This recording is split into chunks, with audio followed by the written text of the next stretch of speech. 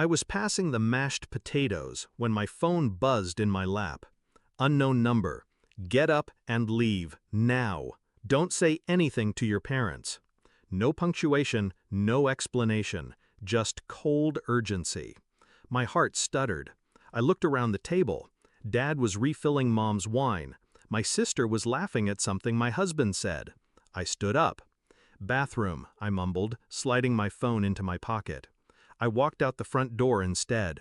3 minutes later, the police knocked. It wasn't supposed to go like this. I married Nathan 6 years ago. He was quiet, gentle, smart in a disarming way. The kind of man my father trusted with bank codes. The kind of man who could talk my mother down from her manic spirals. He made himself indispensable. To them, to me. I thought I'd found safety. But safety is a funny thing. It can be manufactured, engineered, like him. The first time I saw behind the curtain, it was small.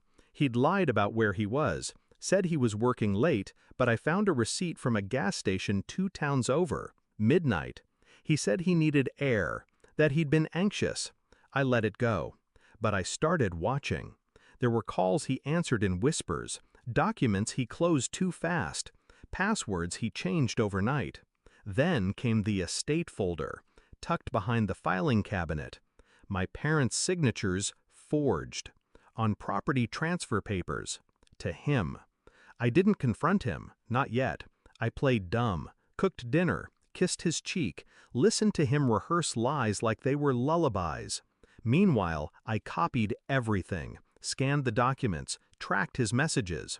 He wasn't just stealing from my parents, he was laundering. Their savings, our family home, even my mother's antique jewelry, disappearing into shell accounts. And it wasn't just him. He had partners, people with power, people with reach. I couldn't go to the police, so I went deeper. I called a number I wasn't supposed to have, Camille. He used to work with Nathan, briefly. A cybersecurity consultant with a messy past and a conscience that burned too loud. He owed me a favor, one I'd never called in, until then. I handed him everything.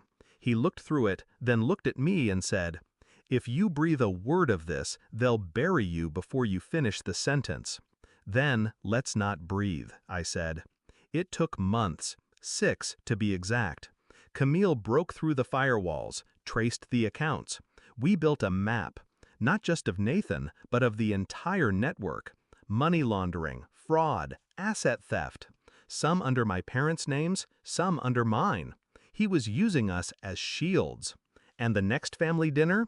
That was the setup. I sent Camille the date and time. He'd already tipped off the right people, quietly, strategically. The police weren't coming to arrest me. They were coming for them. But Nathan must have caught wind. Maybe he saw something in my face that morning. Maybe one of his people flinched. Because just before the knock came, Camille texted me, "Get up and leave, now." So I did. I watched from across the street. They answered the door all smiles. Then confusion. Then panic. Nathan's voice rose before it cracked.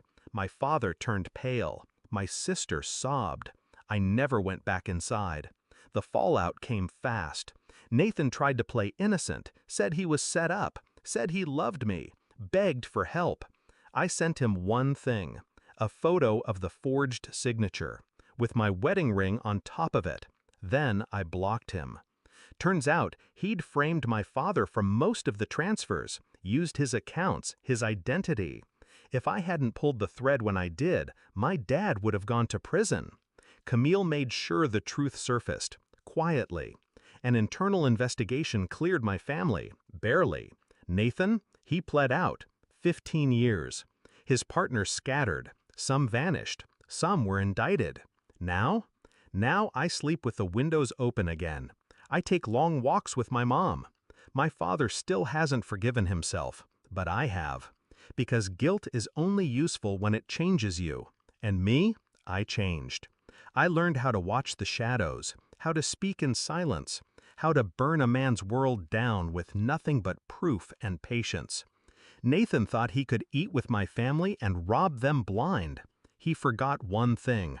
I was raised at that table too, and I was watching.